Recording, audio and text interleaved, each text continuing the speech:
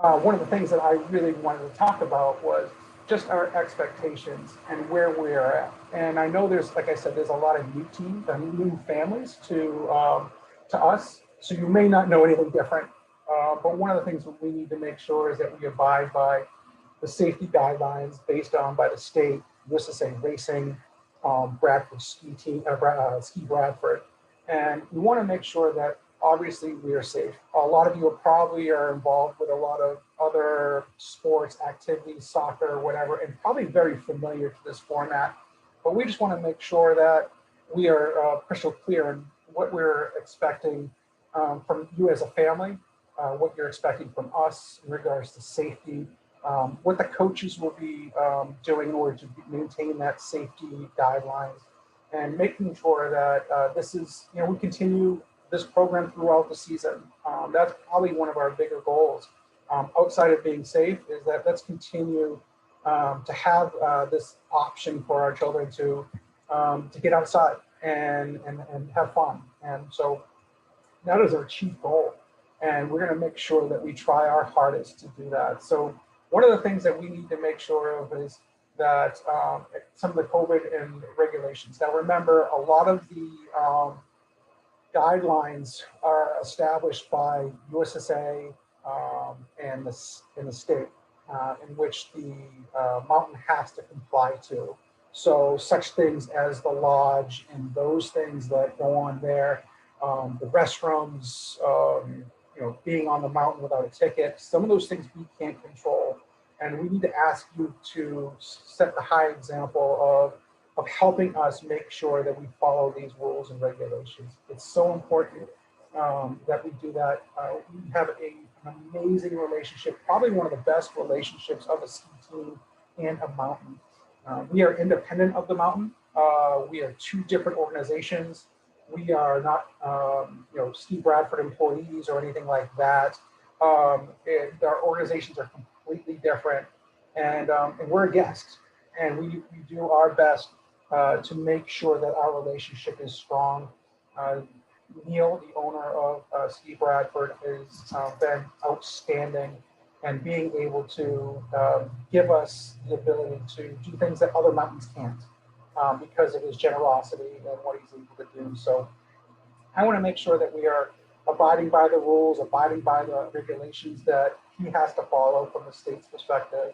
And we're going to do the best we can to do that. So with that said, I'd like to go through some of the regulations that we need to abide by. So one of the things that we'll be asking is that before every practice, and I'll go into the practices a little bit more, but before every practice that you will have the ability to fill in that screening questionnaire that you'll have before every practice, before you purchase your ticket for your child. Just be honest with that. If your child is not feeling well, if there's any signs of something that may be wrong, just make sure that you're honest and that you don't want to infect any other children, or if something is wrong, it's okay. There'll be a lot of practices throughout the season, so just make sure that upon arrival, make sure your child is dressed to as much as they possibly can in the car, in the vehicle on the way there. We know that sometimes boots may be a little bit difficult, but if you've gone skiing yet or anything like that, you've probably seen like many changing areas that people have and things like that. But we want to make sure that the child is as dressed as much as possible. This is a little bit unique, but it's something that's starting to become a new normal. So that's good. The coaches will be signing in each athlete. So you will pre-register for the practice, like I said, and I'll go through that a little bit more. But the coaches will be assigned when you sign up for your child to attend a practice. A coach will be assigned to a coach, or your child will be assigned to a coach. So making sure that you are that your child. I know sometimes they want to be with their friends. I understand that. But one of the things that we will do is we're going to do an evaluation over the first week of practice, and we'll most likely keep the kids in their age group. They'll probably be really close, but there'll be an evaluation process, and we just want to make sure that there shouldn't be any jumping of kids to different groups. If they're signed up for a certain coach, let's make sure that they stay that way. And we don't want to make because we have to keep our cohorts together so that if anything was to happen, that we can trace it. but please understand, like, please let your child know that, they're going to have to go to the group if they're not comfortable for whatever reason. Myself, Jeff Carpenter, Tim, athletic director, we can coordinate that if something's not right. We want to make sure the kids are having fun, obviously, but let's not let them take it into their own hands, and especially if they're going down and they see a group and skiing through, and say hi. We just have to be very careful about that. One key thing also, masks should be at all times,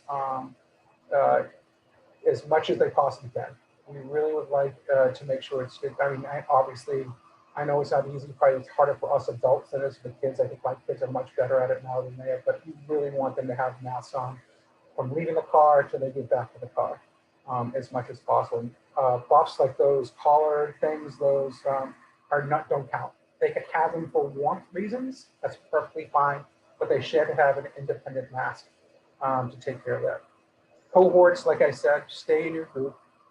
If there's some reason that they don't like the group that they're in or whatever it may be, we'll just have an open dialogue. And I think that will be hopefully be helpful. And then riding a lift. We're going to, right now on a triple chairlift, you can have 2 people on that chairlift, separated, of course. They are, that is impossible. We're going to try to do it as 1 athlete per chair. If we do have the younger kids, the U8s, as many of the parents we have talked with, even some of the younger U8s, which, like I said, my daughter started at 5. We're going to do our best to have coaches available so that they're safe.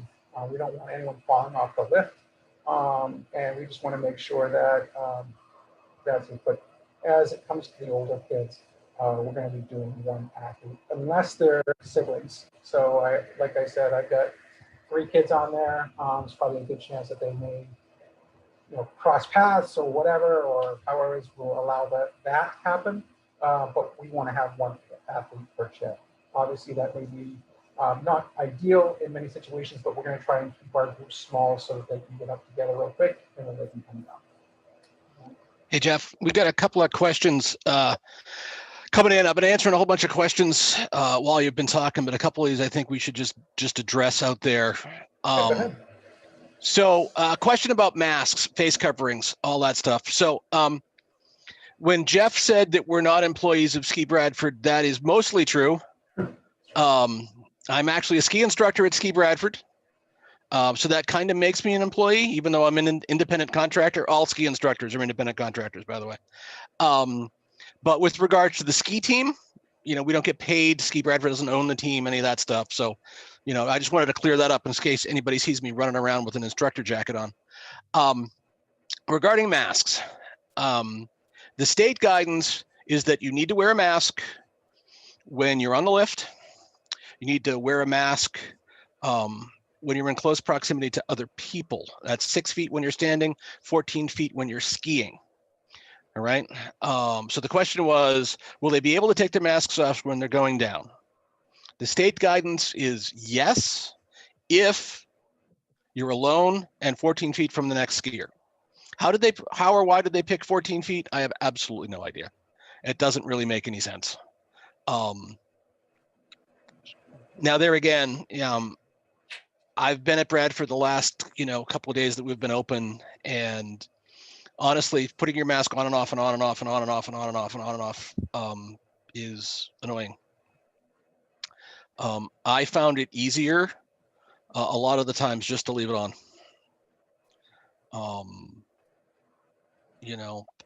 And trust me, I understand what I just said. It's tough. Another question about, what is an adequate face covering? Like balaclavas and stuff like that. They're not all made equally. I mean, there's some like the one that I have, I can't remember the brand. It's fairly thick. Other people will have one that, you can see through. It's the skiing equivalent of, like pantyhose, that kind of a thing. So the guidance is that you have to be wearing a mask. If someone was wearing something substantial enough that wasn't a mask, would that probably be okay? Probably. Without seeing it, I think it's hard for any of us to say. So we're just going to say wear a mask. And the last question, which is not covering masks, but I'll address it now just so I don't have to interrupt again. Can we purchase a single season pass for the practices? Ski Bradford is not doing season passes at all this year. They're not the only place that isn't, by the way. Some of the larger places obviously are, a lot of the smaller places, not all of them, but a lot of them aren't. Ski Bradford's not. And there again, we have no control or say over that. So I think that's enough for now. I'll turn it back over to you, Mr. Melville.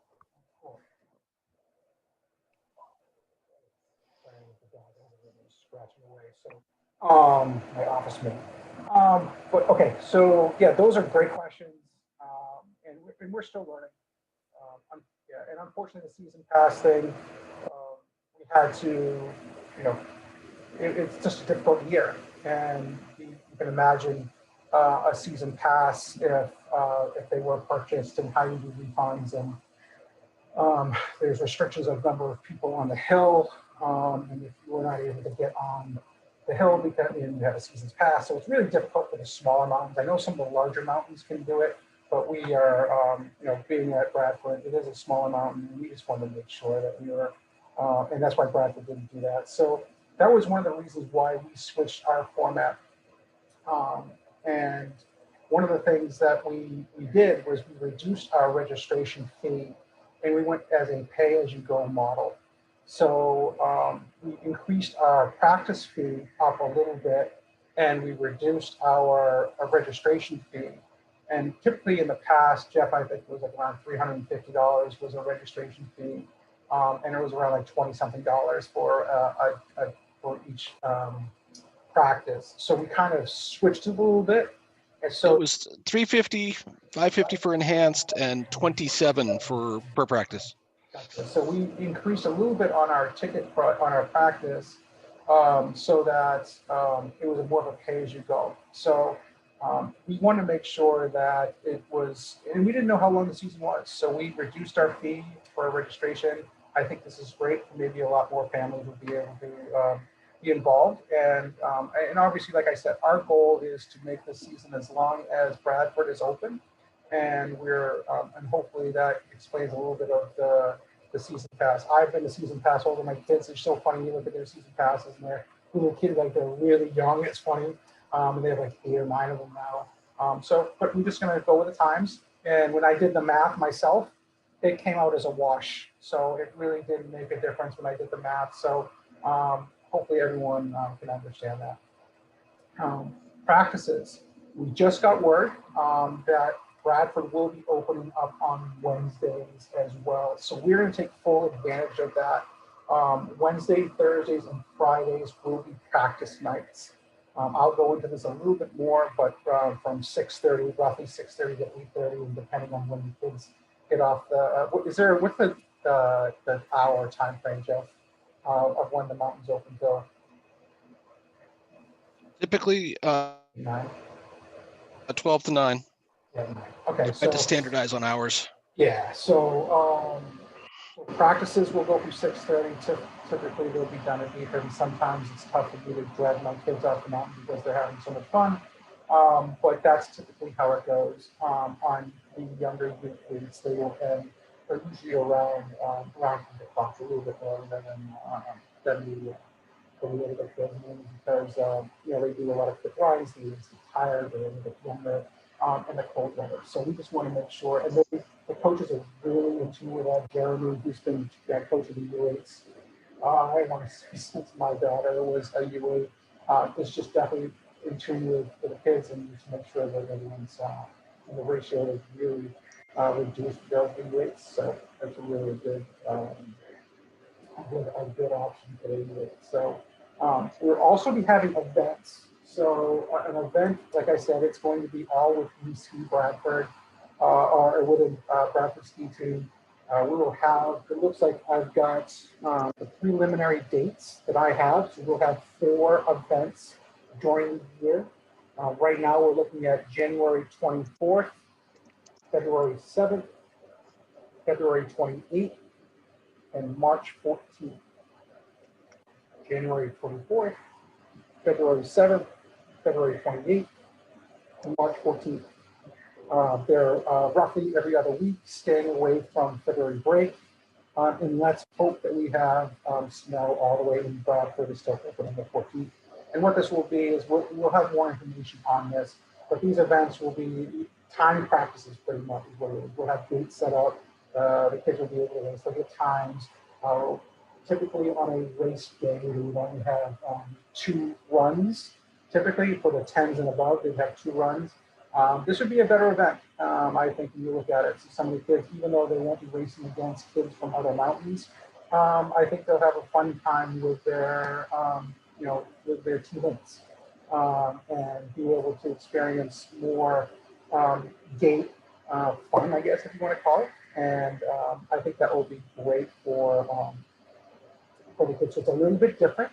For some of the families that are new, it's not going to be anything different. It's going to be, hey, we get to go to an event and get to go and race gates for a half day. These events will last from roughly 8 a.m. till noon, so it will be a half day on a Sunday. And so that will be a nice little addition to what we're used to in the past. Let's see, so some questions in regards to practice for practice-only kids. Jeff, I don't know if we thought of the practice-only kids, mainly because a lot of practice-only kids will be up north. Yeah, I mean, this year the practice-onlys and the team members, the price was the same. Yeah. Typically, the practice-only kids are practice-only with us because they're racing with somebody else, and our race won't be for standing. And if they're in a race with another team, say up north, then they would be for standing with them. So if we have any kids that are practicing with us and would be available on a Sunday, we can certainly talk about it. I think that might be a limited number of kids this season, however. Yeah. Well, I think we can discuss that. I think that is something that we would be willing to, if we have numbers available, and we're just going to have to look at what we have for athletes and things like that. So one thing I want to interject, because we're getting lots of questions about the race dates and all that stuff. Absolutely. That stuff will go on the website. It'll be in an email. You don't have to all try to, scramble to write it down now. We can get that out to everybody, pretty quick. Right after this. Just realize, of course, that schedule, like most things in ski racing, is tentative. We're telling you what we know now, and I guarantee you some of it will change. Just so if this is your first year, just kind of expect that. We have no control, obviously, over COVID, the weather, a whole bunch of stuff that usually makes at least a couple of those change in a normal year. Christopher, I'll repeat it. Yeah, typically the U8s will end around 8 o'clock. And then the kids around 8:30 for roughly a 2-hour practice. That's not saying that your child will be off the hill. There's a good chance that they like to hang out, they like to ski a little more, and depending on the weather, if they're having fun or whatever it may be, sometimes the coaches will do an extra run or two. So we try to do our best and give the kids their options, but we will do our best. I think we'll probably have to be a little bit more strict because parents may be in their cars and things like that. So we will have to work on that and make sure that the kids are done. But typically, younger kids will be done around 8 o'clock, and the older kids will be done around 8:30.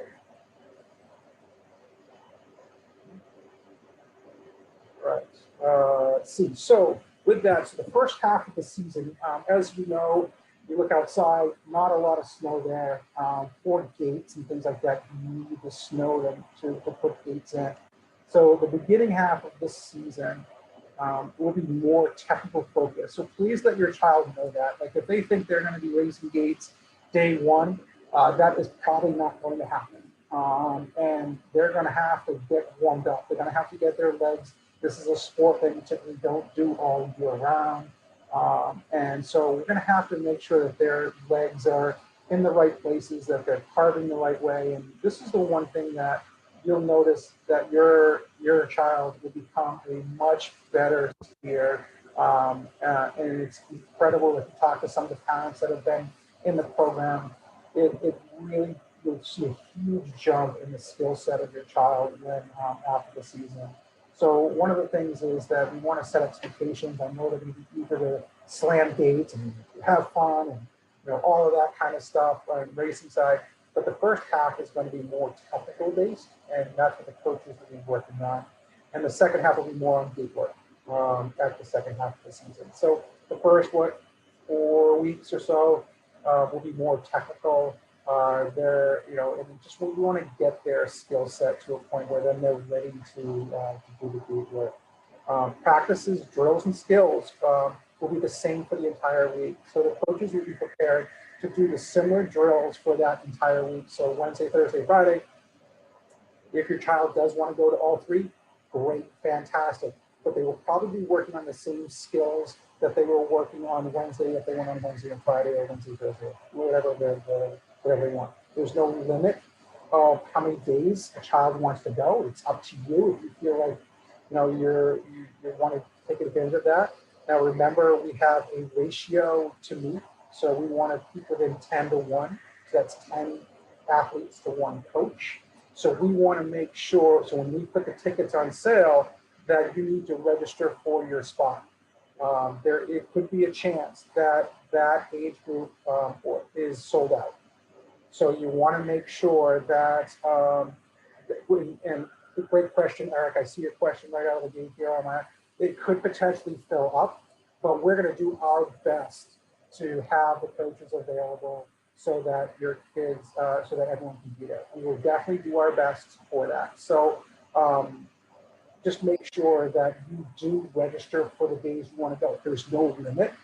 There's no max. There's nothing like that. So take full advantage of it. But you will need to register. So, yep, go ahead, Jeff. Jump over this one. Yep. Yeah. You know me. I've been trying to be nice. As I'm Mr. Registration, let me interject my thoughts on some of that stuff. When we get to the point in the season that a coach gets sick, and I'm not saying necessarily from COVID, I'm just saying, flu, whatever, right? Our capacity for that night will go down. So there again, I think the expectation should be that every child will get to practice at least once a week.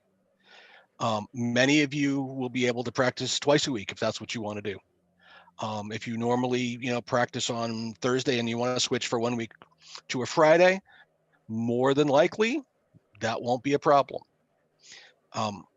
The expectation should not be that your child will be able to attend practice every time they want, as many times as they want.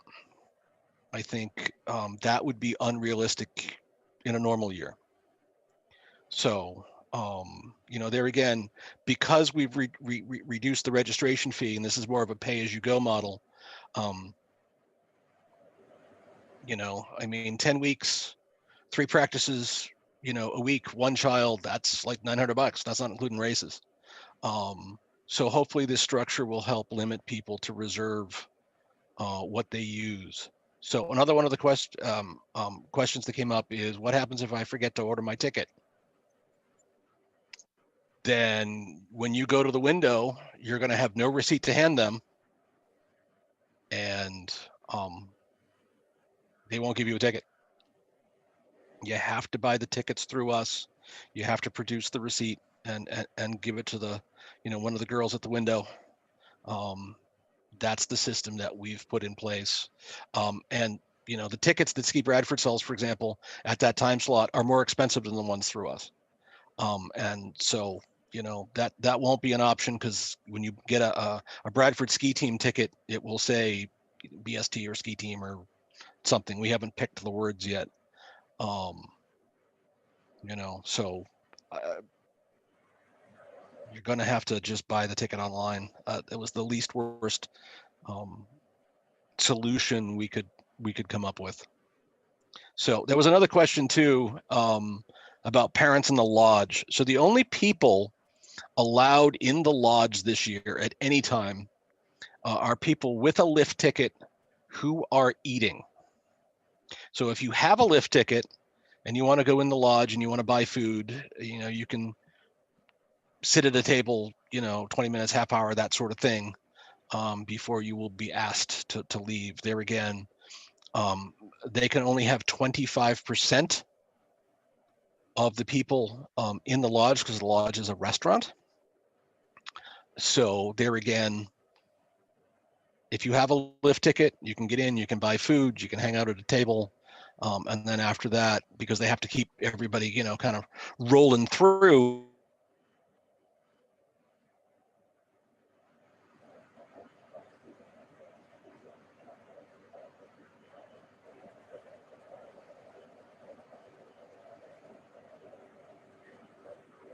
Let's see, we got anything else?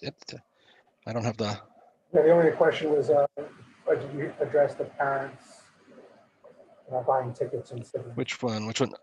Oh, yeah. So the discount tickets are for team members only.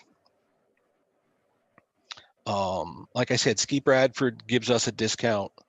You know, there is a chance that we might need a couple of on-hill volunteers at certain points throughout the season. So if you're interested in putting skis on your feet while the kids are practicing, reach out to either one of us, Jeff. So I'll make it easy, either one of us, and we can discuss that. But there again, the discount tickets are for team members only, not for parents or siblings. And if we get caught cheating on that, by the way, you know, they'll take the team discount away. Rightly so, I would suggest. So good question though. I'm not picking on anybody for asking. I have a question from Jill. Yeah, the restrooms that are available, they are available, and they're on the opposite side of the info desk. So if you remember, if you're walking from the parking lot to the lodge, the info is on the right side. The bathrooms are on the complete opposite side. They're near the fried dough area. If you know where the fried dough section was, where we did the awards for the end of the year. So it's on that side of the building. And they've got multiple bathrooms there. Yeah, yeah. And when you go in that entrance, the only thing you can do is go to the bathrooms, and then they've got it kind of gated off, so you can't get through to the lodge, but you can absolutely access the bathrooms, you know, from the outside. And then, so I'll just go again. So the last thing on here is the ticket purchases. Like Jeff said, tickets must be purchased through Bradford ski team the day before the practice. Do you want to just bring up a web page, a web browser, and go there, and let's just walk everybody through it. This is subject to change, by the way, but it's pretty close to what the process is going to be. And I'm on my work laptop, so I actually can't bring up a page and share it because that site's blocked from my work. So, and there again, we will send the link out to everybody, so you don't have to scramble to write it down now. But it's bradfordskiteam.square.site.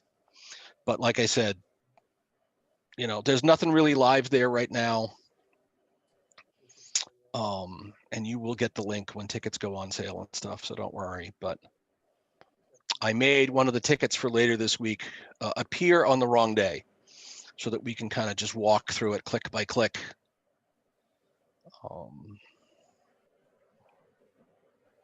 Jeff, do you see my screen here? Yeah, and then once you get it up, just make sure you share that window because we're still seeing your PowerPoint.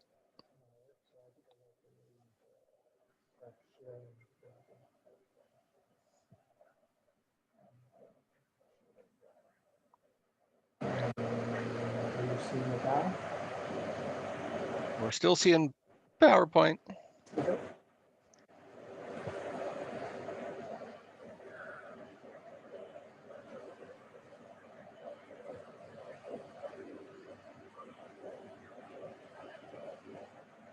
There we go. All right, so when you go to bradfordteam.square.site, you're going to get something pretty undramatic. Click on the Bradford Ski Team logo so you go back to the top, right? I mean, we'll probably add a little bit more to this, but you'll click Shop Now. And then there'll be dates listed on the left. So, you know, there's only one date available now, which is January 6th. So click on that ticket, right? So this would be a U10 ticket for January 6th, right? So click on that, Jeff. Now you will see that it is not available, okay? Now, you're asked 3 COVID screening questions, right? So answer, we all don't have to read them now, but answer them all now.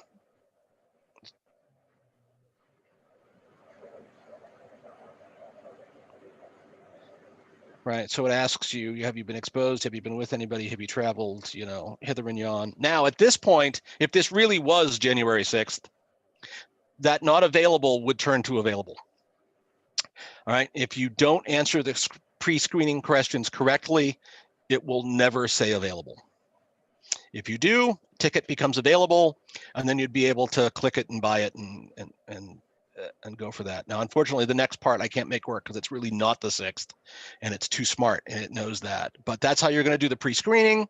And if you pass the pre-screening by answering the questions correctly, then you'll be able to purchase a ticket if one is available.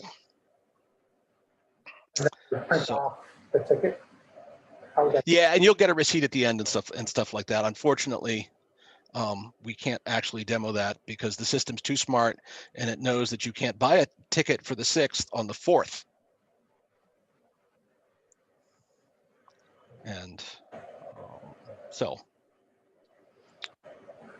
but like I said, that's it. I tried to make it with as few clicks as possible. So for example, back a level, right, where it lists all the items that are for sale, the old stuff I will make disappear, so that the next practice, the next day kind of a thing is always the thing at the top.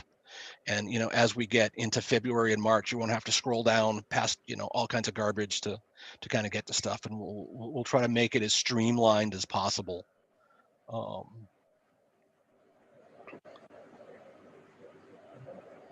So, all right, I'm going to put my attention back on the Q&A, see if we have any other questions that we need to address.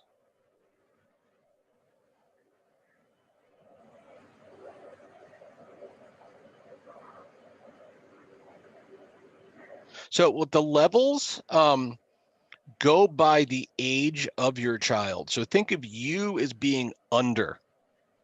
And that makes understanding the levels, at least for me, it made it a lot easier.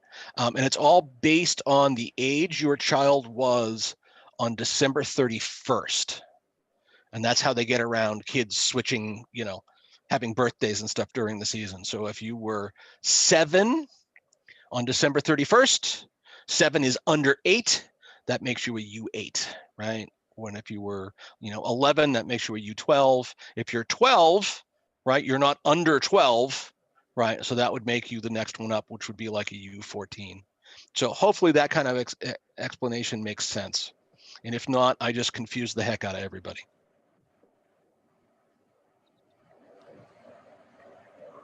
So just to be crystal clear here, you can only register for one practice at a time, only the day before that practice. Yeah, and the reason that we're doing that and stuff like that is Bradford's capacity and Bradford's schedule changes. So there are, for example, we've already closed a couple of times this year when we were planning on being open. So we can't really go too far ahead because we don't know what the capacity is going to be, right? If the governor changes stuff, right, things were operating at 50% and then 25%, and some of these numbers are changed in flux. We need to kind of do it closer to the day, so we're adhering to the current guidelines as these caps go up and down. So I know I will have something set on my phone to remind me. We'll send emails out and stuff like that, but there again, if everybody was getting 3 or 4 emails a week, at a certain point we'd all stop looking at them. Most ski areas require you to buy the ticket and stuff, the night before, or at least the night before. So this is kind of the new normal in skiing, unfortunately, for the short term.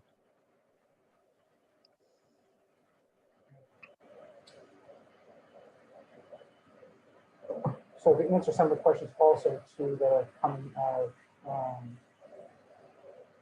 we were, obviously we just discovered on Wednesday as a new option for us. I am not sure it's helping me whether or not we start on Wednesday. We were planning on starting Thursday.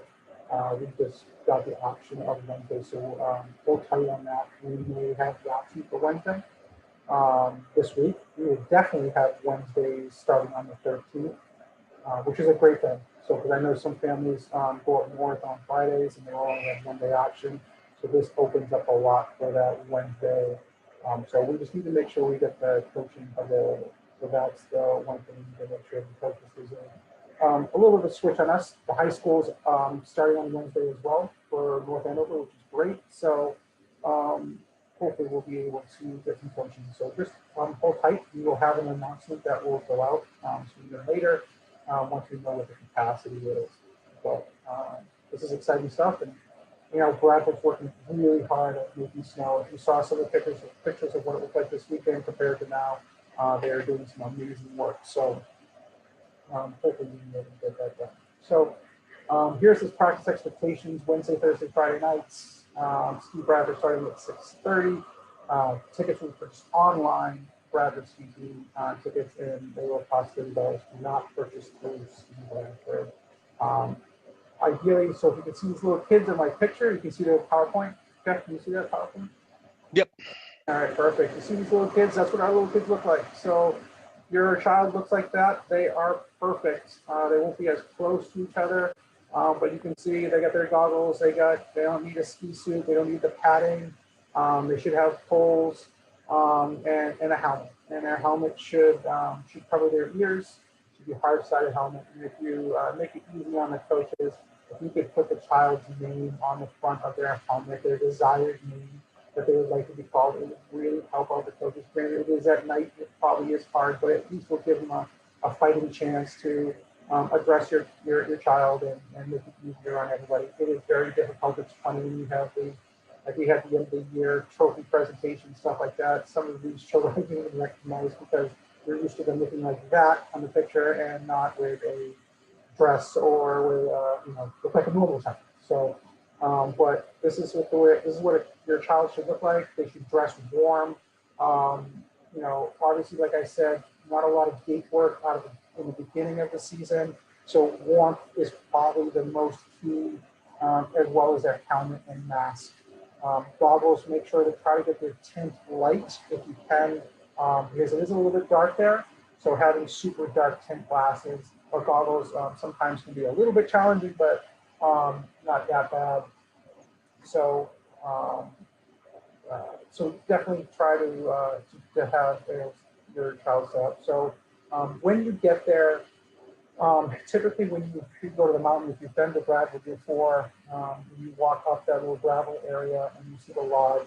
Right behind the lodge is where we typically start our day. Start at roughly at 6:30. The coaches will be there, and typically the coaches will be in order of age group, starting left to right. So on the left-hand side of the grouping, they'll be separated as much as possible, and then you will start on the left and then go to the right. Now, probably the first day will probably be a little bit difficult, but the coaches will know who should be in their group. They will check them in, and then, like I said, the youngers go to the left. See as you graduate. So if your child is in that U14, U12, they're around the center, or maybe a little to the right. So of the group. So we'll keep them well separated. And your child should be able to walk up with their skis on and just hit the slopes with the coach. Just also make sure that this is one of the things that we get feedback from a lot of the other teams that have already started. Is just make sure your child just is aware that if their poles can touch another person, they're probably a little bit too close. Not that we want them fencing or anything like that, but that's kind of a good judge that, hey, if they're pole distance away from another person, and let's have them try to help us be as distant as they possibly can. We will keep those groups, like I said, for the younger kids, it will be probably 6-to-1 ratio kids, maybe even a little bit less. And for the older kids, it could be up to 10-to-1, but no more than 10-to-1. So if you can help instruct your, I'm sorry, my audio must be sound. I'm not sure what's going on if my audio is bad, but I'll try and talk a little bit better here. But yeah, if you can help us out with that and just helping your kids set expectations on the way out. So again, your UH should be done around 8 o'clock. And then 8:30 for the older kids, unless they sometimes they stick around. But you can instruct your older kids. Yeah. Let's you want to tackle a couple of questions? Sure. All right. So we're getting lots of questions, and a lot of the questions are about the current, how do I want to say it? The current Massachusetts COVID restrictions. So like one of the questions on to get a ticket says, have you left Massachusetts in the last however long it says? So the only answer we can give you is if you go to mass.gov and you go to the COVID-19 travel order, it states that all visitors entering Massachusetts, including returning residents who have left the state, are required to quarantine for 10 days after leaving the Commonwealth or produce a negative COVID-19 test result that has been administered within 72 hours. I mean, if you're a resident of Massachusetts, you are not supposed to be leaving the Commonwealth. Now, you are an exempt person if you leave the Commonwealth for work. So, for example, one of our coaches lives in New Hampshire, and he can actually legally come into Massachusetts as long as he can show he's COVID-free because it's for work. I don't know what to tell anybody. I mean, I live in Haverhill, right on the Plastow border myself. We're supposed to be staying all on this side of the border. And if we go to the other side of the border, we're supposed to quarantine for 10 days or have a COVID test done. And we're supposed to quarantine until we get the result. If anybody has any further questions on that, feel free to put them in the Q&A, but that's what the state guidance is. So hopefully that addresses everyone's concern. First practice. So Bradford just added Wednesdays to the schedule. All along, we had been planning on Thursday the 7th. I believe at this point, we're still planning on Thursday the 7th because I don't think we can spin everything up fast enough. What are your thoughts, Jeff? Yeah, it's just a matter of getting the number of coaches that can get that in their schedule. So if we do see a number of coaches that are available, then we could press it to the 7th. I think that would be the only restriction at this point. So if Bradford feels that they can be open and they have the space for us, we'll do it. Well, they're going to be open on Wednesday and they've got the space. I just don't know if Tim and the coaches can change direction fast enough. Yep. But if they can, we'll open up. Yep. Get these kids out there. So I think a lot of parents have been waiting and ready, and they're in the gates ready to go. So I think you can. We'll let you know, and then if you do like a soft launch on Wednesday, we've got a couple of coaches. We'll add it in. I think that would be exciting. Yeah. The other question people are asking, it's probably was on one of your slides, was what time practice starts? Yeah, 6:30. Try to be there a little bit early, not too early, probably like 10 minutes or so. Let your child walk up the walkway there, and just I think it's very simple for you. Yeah, they're probably. I'm not sure how the line is going to be to get the tickets. Yeah, probably the first day or so. It's been a little sizable, but it's been moving quickly. There again, all of our people are going to be showing up, just handing a piece of paper, and Bradford's going to have our tickets pre-printed. So if you've purchased the ticket online and you give them the receipt, it's literally going to you hand them a piece of paper, they hand you a ticket, and that's it. So even if a lot of our people are in line at the window, it should move pretty quick because there's literally, no card to swipe, nothing to enter in the computer, nothing that it should go pretty smooth. Fingers crossed. Yeah, this is new for us, and this is new for us, and this is new for Bradford too. So. Yeah, one of the questions regards to polls. Polls are not mandatory.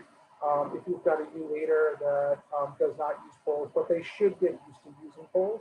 So I know that there's some racers out there, some kids that they don't use poles, but they quickly, I think, follow suit into using poles. If your child is not used to them yet, and for whatever reason you don't have them or whatever, we're not including any kid up about that doesn't have poles. It's not a we're pretty good about that stuff. So poles are optional, so you can see on the gear. So again, looking at the picture, if your kid looks like one of those kids in that picture, that's what our racers look like. They have fun. That's Jeremy in the blue jacket in the upper left. Fun, great guy. And that's the course. If you can see behind over his right shoulder, you can see that they go through. It's fairly straight. It's that's the U8 wall. It's completely different than what you'll see when I switch to the next picture. But this is the U8. This is what they are. We're trying to develop these kids. We're making it fun for them, making it exciting, and we just want them to be as safe as possible. You can see the helmets that they're wearing. They cover their ears. You can see the hard-sided helmets. My son did not have the hard-sided helmet last year, but we really would like to see that they have a hard-sided helmet on the ears, just for protection purposes. As you can see, helmet, goggles, light tint, warm gloves, warm clothes, layers, and I think that's probably really nice. Again, ski suit optional, poles optional for U8, and a hard-sided helmet is optional. Getting questions on this stuff. So the ski instructor in me is going to come out. Warmth is awesome, right? Please do not overdress your children.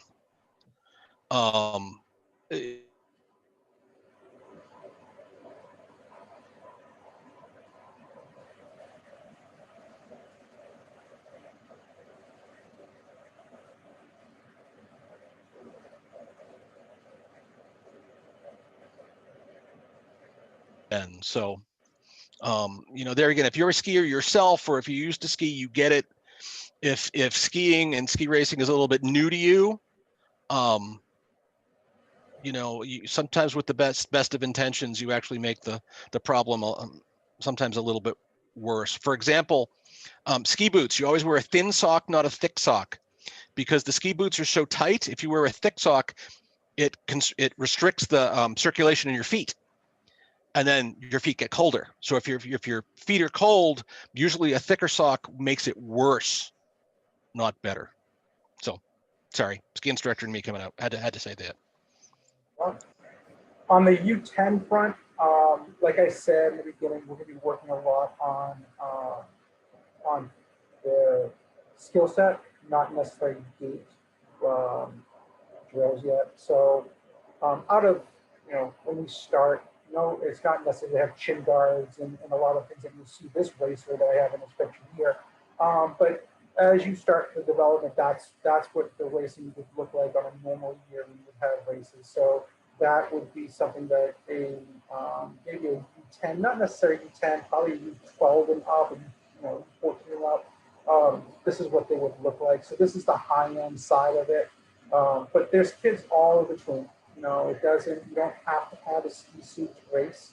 You don't have to have all the hardware, because when they reach this level, this is probably a U18 or a U16 racing right now. So they'll gradually get there. My daughter is a U14, she was U12 last year, and she just started getting into this type of gear. So it's not a necessity, but just let them enjoy the sport, enjoy getting into skiing, and then you can gradually work your way up to this. But it's not, it's optional: ski suit, slalom pads, and guards, and all that stuff. Again, just make sure you've got a good helmet, goggles that they can see at night, and they've got warm clothes, and I think that will be really important. Let's see, drop off children, and Jeff, you probably can handle this because you've been at the mountain quite a bit. Bags outside. Yeah, well, why don't we also hit up a couple of these questions? So we're still getting a whole bunch of questions about, but New Hampshire is Massachusetts north, and crossing borders and all that stuff. There again, this is from the Commonwealth of Massachusetts. Massachusetts. This isn't us. This isn't Ski Bradford. This isn't, the city of Haverhill. Right now on Massachusetts, mass.gov, COVID-19 travel order, the only state that you can travel to and not quarantine currently, as of today, is Hawaii. All other states in the union are called high-risk states. The only low-risk state is Hawaii. So if you cross the border into New Hampshire, including Plastow, according to the Commonwealth of Massachusetts, you must quarantine for 10 days after coming back, and or fill out a mass travel form and produce a valid COVID test within 72 hours if you don't want to quarantine for 10 days. I feel your pain.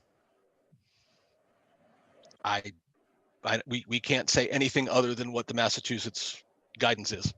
So I hope everybody understands that. And we're going to be following the Massachusetts guidance as it changes and evolves.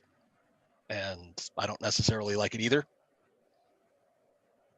But there we go. So if you have more questions, by all means, you can put them in the chat. We'll discuss it. But let's see if there's any others.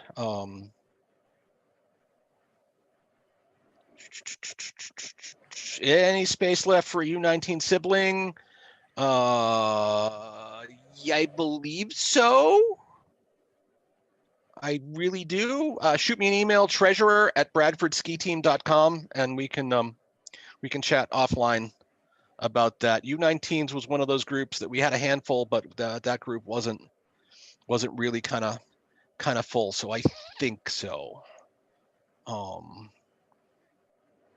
Let's see. Did I miss anything else?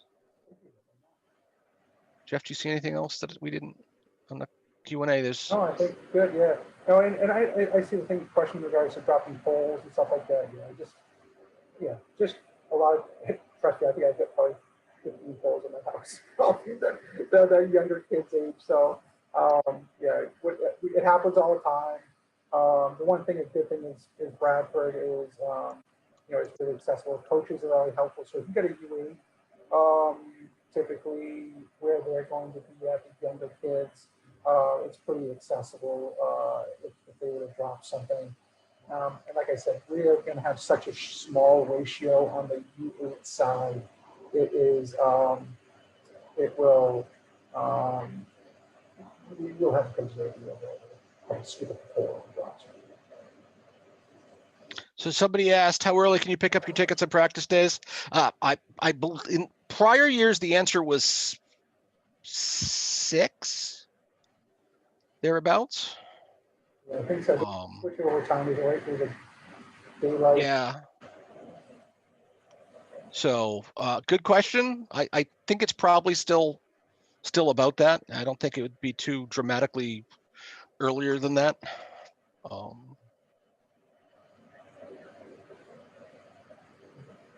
The one other thing that I want to cover, which is not going to be big this year, but I just wanted to introduce this to some of the newer families.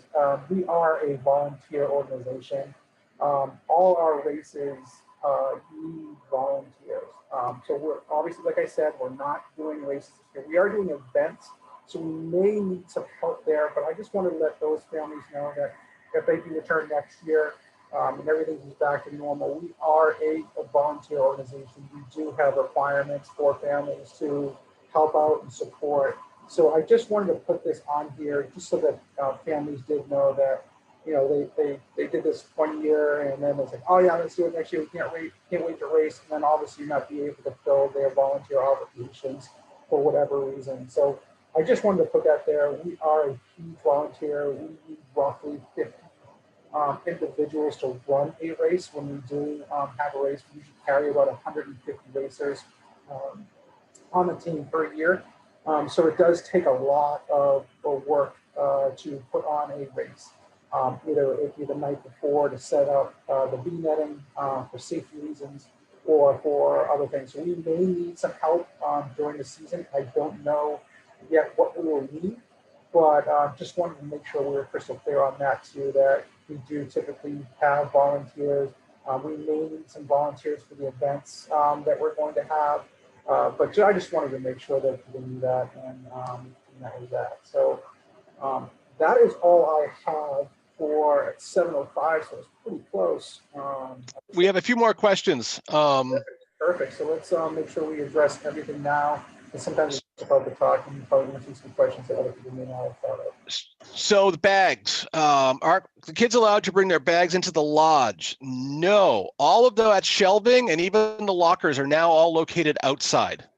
So there's still shelves, there's still lockers, they're just not inside anymore. So, if they need a place to put their bag, there still are places. They're just out on the back deck and stuff. And there again, when you go there, you'll see them. Do all age groups have the ability to practice Wednesday, Thursday, and Friday? It all depends on coaches' availability. I guarantee you we will not have enough coaches to have all age groups have the ability to do all 3 nights. We just don't have enough coaches this year to do it. And there again, like we shrunk the team a little bit, we shrunk the coaching staff a little bit there again on purpose. And that's one of those things that we're going to have to see how the first week or two goes. And then, we'll listen to feedback, not only from team members and their families, but from coaches. And then we'll maybe, tweak the process and stuff a bit. Like Bradford Ski Area, like a lot of other stuff, we've never operated this way before. So honestly, I think some of what we're envisioning is going to work out pretty well, and there might be a few areas that we'll have to make some tweaks because it might sound like a good idea, and then in practice maybe it's not as good as an idea as we thought. I hope everyone understands that. Let's see, did I miss anything else? There's only a question about the volunteer side from Kevin. Kevin, yeah, we're probably not going to need a lot of volunteers, especially from the practice only side. But if we do have an event, and like you talked about earlier, is that if we include volunteer practice only families, that you raise your hand to help us out during an event if we need it. I'm not sure at this point what we're going to need practice or volunteers for. If it's for the start gate or for just helping out with setting up netting or corral stuff or things like that. It's going to be very skeleton proof for volunteers. So we'll let you know what we need. And I'm not going to see that. I don't feel like there'll be any requirements for any team for parents to have to. I think it's more just, hey, if the family, if somebody wants to help out on setting up some netting or anything like that, we always have a lot of hand raisers, so I don't think we'll need a lot. But when it's asked, we'll send out the request and other thing to sign up for that. We use sign up that time to do that. Jeff, any other questions on that? I don't see anything else.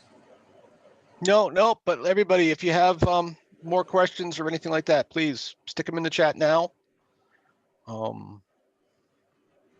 There again, please understand that some of the answers that we had to give you tonight weren't necessarily the ones we wanted to give.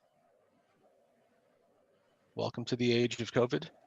We really lucked out last year. All of this COVID stuff happened like literally the week after the championship. So we really missed all this last season, luckily.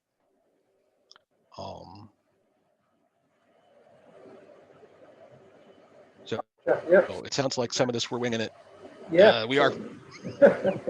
So all right. So and there again, I mean, feedback is good.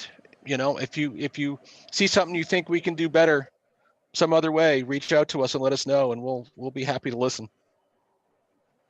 Oop, new one. So no races with other teams currently. The guidance from USSA and the league has been for everybody to race against themselves. And that hasn't changed, right? I didn't go to the league meeting and stuff like that, but Jeff, they didn't change any of that, right? Yeah, no, the league is not allowing. Well, not saying allowing. They're not putting a schedule together as a race in the league. So no, there'll be no races with other teams at all this year. Now, with that being said, I have had some inquiries of maybe from ski ward or something like that that would like to maybe do something. Maybe I'll give an example. Let's say they're U12s, wanted to come over to graduate and do an event. Right now, with the COVID situation right now, I don't foresee that happening, just with the spike that we're seeing. But if something was to change, they were open to something like that. We'd have as a guest, and we'd do something on a Saturday morning or something like that.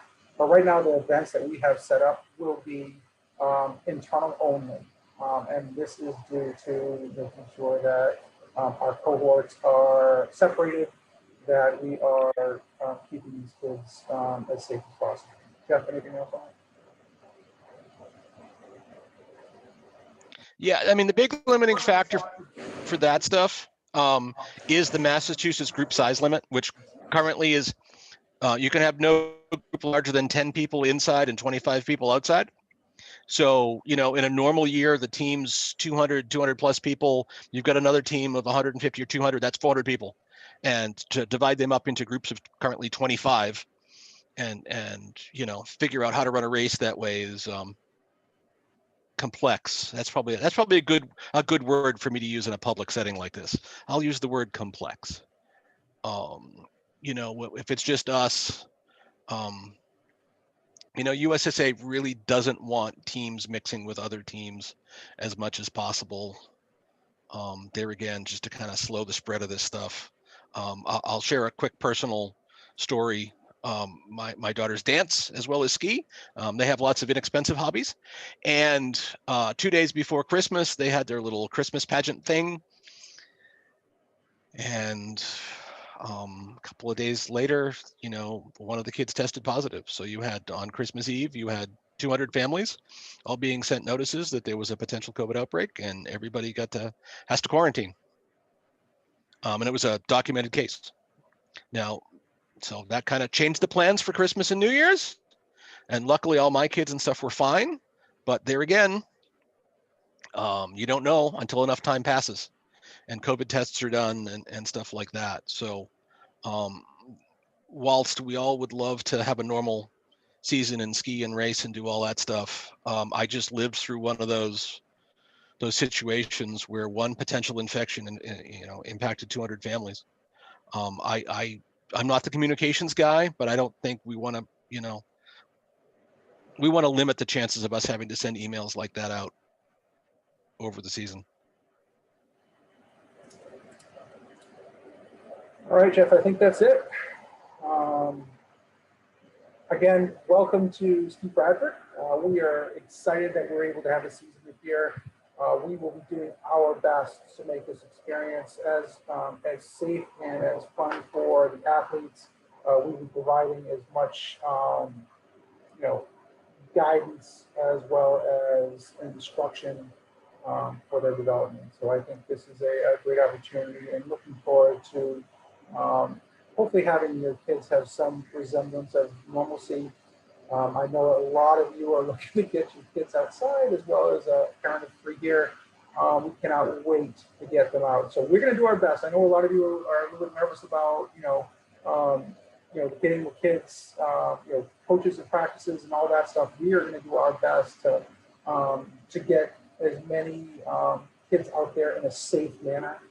And we look forward to having a lot of fun. So thank you so much.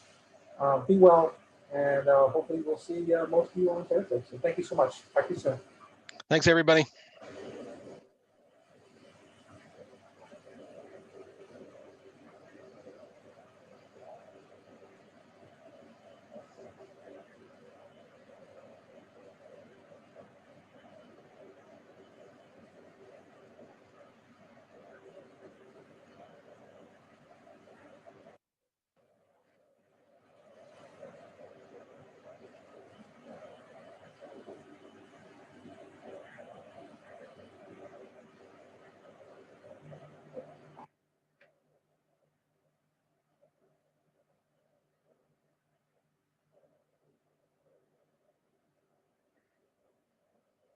Hold on a second. Hold on.